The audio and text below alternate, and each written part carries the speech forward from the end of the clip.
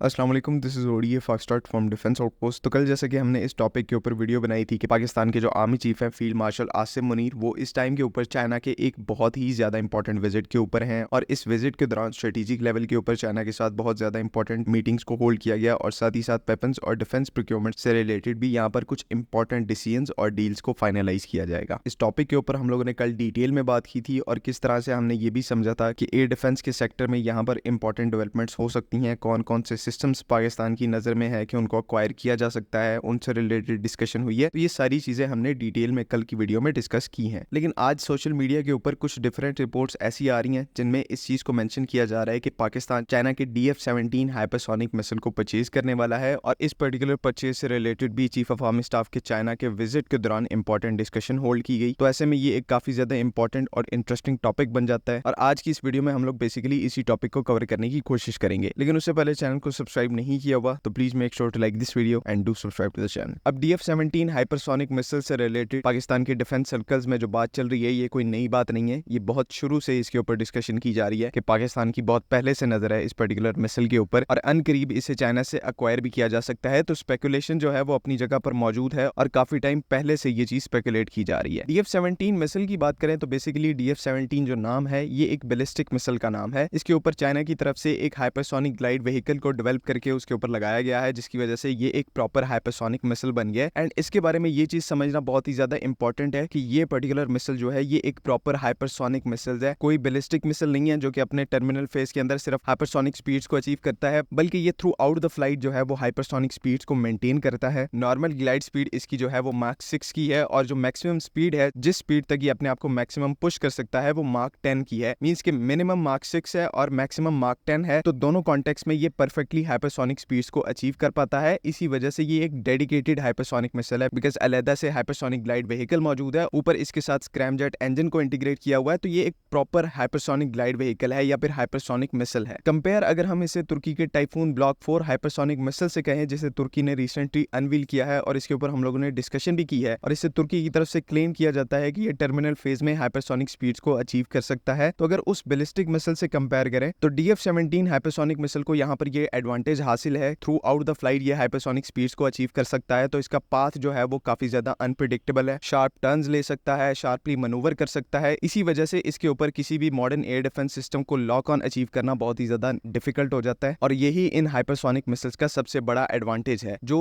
Typhoon block 4 जैसे missiles हैं उनका पाथ जो है वो काफी ज्यादा प्रिडिक्टेबल होता है क्योंकि बैलिस्टिक ट्रेजेक्टरी होती है, तो कुछ जो मॉडर्न एयर डिफेंस सिस्टम्स हैं वो उनको इंटरसेप्ट करने की कैपेबिलिटी रखते हैं। लेकिन हाइपरसोनिक मिसाइल्स के अंदर बिल्कुल भी ऐसा केस नहीं होता, इनका पाथ भी बहुत ज्यादा अनप्रिडिक्टेबल होता है और स्पीड भी बहुत ज्यादा अनमैच होती है। DF-17 के केस में मैक्सिमम स्पीड यहाँ पर मार्क 10 की मिलती है और इस स्पीड के ऊपर मिसाइल को इंटरसेप्ट कर पाना तकरीबन ये चीज इम्पॉसिबल है। तो बेशक पाकिस्तान जो है वो ऐसे मिसाइल्स भी बना ले जो कि टर्मिनल फेज में हाइपरसोनिक स्पीड्स को अचीव कर पाए, लेकिन तब भी हमारे पास रिक्वायरमेंट बिल्कुल एग्जिस्ट करेगी कि हम प्रॉपर एक हाइपरसोनिक ग्लाइड व्हीकल के ऊपर या हाइपरसोनिक मिसाइल के ऊपर काम करें जो थ्रू आउट हाइपरसोनिक स्पीड्स को मेंटेन कर पाए। एंड यहीं पर आकर कुछ लोगों की तरफ से क्लेम किया जाता है कि इस केस में पाकिस्तान की तरफ से चाइना की जो DF-17 हाइपरसोनिक ग्लाइड व्हीकल है उसको अक्वायर किया जा सकता है और इससे रिलेटेड जो रिसेंटली आर्मी चीफ चाइना के अंदर है, तो इस टॉपिक के ऊपर भी काफी इंपॉर्टेंट डिसीजंस को लिया गया है। तो अगर यहाँ पर रियलिस्टिकली बात की जाए तो इस चीज के चांसेस बहुत ही ज्यादा कम है कि पाकिस्तान चाइना से डायरेक्टली फॉरेन प्रोक्योरमेंट के तहत DF-17 हाइपरसोनिक मिसाइल्स को अक्वायर करेगा। लेकिन जिस अप्रोच के यहाँ पर अच्छे खासे चांसेस मौजूद है वो ये है कि चाइना पाकिस्तान को इन मिसाइल्स की टेक्नोलॉजी को ट्रांसफर करेगा, जो स्क्रैमजेट इंजन यहाँ पर यूज होते हैं उनकी टेक्नोलॉजी को पाकिस्तान को ट्रांसफर किया जाएगा। उसके बाद जो हाइपरसोनिक ग्लाइड व्हीकल की टेक्नोलॉजी है उसको ट्रांसफर किया जाएगा ताकि पाकिस्तान अपने तौर पर इंडिजिनसली ऐसे सिस्टम को डेवलप कर सके, ना कि चाइना से डायरेक्टली DF-17 को प्रोक्योर कर सके। सिंपल उसकी लॉजिक ये है कि ये कोई सिर्फ अटैक हेलीकॉप्टर्स तो है नहीं जिनको आपने पैसे देके सिंपली अक्वायर कर लिया। HGV की जो टेक्नोलॉजी है वो ऑब्वियसली बहुत ही ज्यादा एक्सपेंसिव टेक्नोलॉजी होती है, इसके सिस्टम्स बहुत ही ज्यादा एक्सपेंसिव होते हैं एंड स्ट्रेटेजिक लेवल के वेपन सिस्टम्स हैं, तो इनको नॉर्मली दूसरी कंट्री से सिर्फ अक्वायर नहीं किया जा सकता। मिसाल के तौर पर अगर पास से हम कोई एग्जांपल ले लें तो हमारे जो बैलिस्टिक मिसाइल्स हैं उनकी टेक्नोलॉजी को डेवलप करने के अंदर चाइना का एक बहुत बड़ा हाथ रहा है। चाइना की तरफ से हमें बैलिस्टिक मिसाइल्स की टेक्नोलॉजी प्रोवाइड की गई, लेकिन एंड रिजल्ट जो है एंड बैलिस्टिक मिसाइल जो है वो पाकिस्तान ने खुद डेवलप करके उसको टेस्ट करके अपनी सर्विस के अंदर इंडक्ट किया। चाइना का कोई बैलिस्टिक मिसाइल हमने डायरेक्टली अपनी सर्विस के अंदर इंडक्ट नहीं किया। ये पास्ट की बात होगी और अब प्रेजेंट की भी बात करें तो केस बिल्कुल यही है। ज्यादा चांसेस इसमें बल्कि ये भी हैं कि पाकिस्तान क्योंकि इतने लंबे अरसे से अपनी मिसाइल टेक्नोलॉजी के ऊपर काम कर रहा है, तो इतना इतना एक्सपीरियंस हमारे पास आ चुका है कि हम लोग एक हाइपरसोनिक ग्लाइड व्हीकल, उसके साथ जो उसके कंपोनेंट्स हैं, स्क्रैमजेट इंजन्स, इनको इंडिजिनसली डेवलप कर सकते हैं। ये चीज़ भी यहाँ पर पॉसिबल है, लेकिन जहाँ पर इनपुट चाइना की तरफ से रिक्वायर्ड हुआ तो उनको चाइना से बोरो किया जाएगा, डायरेक्टली उनका सिस्टम उठा के अपनी सर्विस के अंदर इंडक्ट नहीं किया जाएगा। एक तो पाकिस्तान के अंदर मिसाइल टेक्नोलॉजी से रिलेटेड वैसे ही कोई इतना ज्यादा मटेरियल पब्लिक नहीं किया जाता। पीछे हम लोगों ने बेशक एक हाइपरसोनिक मिसाइल डेवलप कर भी लिया हो, लेकिन पब्लिकली इससे रिलेटेड कोई भी इंफॉर्मेशन अवेलेबल नहीं है। तो सर्टेन तरीके से हम लोग यहाँ पर कुछ नहीं कह सकते, लेकिन पास्ट की अप्रोचेस को स्टडी करके एक पैटर्न बना सकते हैं जिससे रिलेटेड पाकिस्तान फ्यूचर में कोई स्टेप उठाएगा। और अगर इसी पैटर्न को स्टडी करें तो जैसे मैंने आपको पहले बताया, पाकिस्तान का चाइना से डायरेक्टली DF-17 हाइपरसोनिक मिसाइल को अक्वायर करना, इसके चांसेस बहुत ही ज्यादा कम है। इंस्टेड कि हम चाइना से टेक्नोलॉजी को बोरो करेंगे और उसके ऊपर हम अपना एक indigenous hypersonic glide vehicle system या फिर हाइपरसोनिक मिसाइल है उसको डेवलप करेंगे और फिर इवेंचुअली उसे अपनी सर्विस के अंदर इंडक्ट करेंगे। उम्मीद है कि यहाँ पर तमाम चीजें क्लियर हैं। अगर इससे रिलेटेड कोई भी कंफ्यूजन है तो काइंडली आप कमेंट्स में जरूर पूछ सकते हैं। बाकी अगली वीडियो तक के लिए अल्लाह हाफिज। पाकिस्तान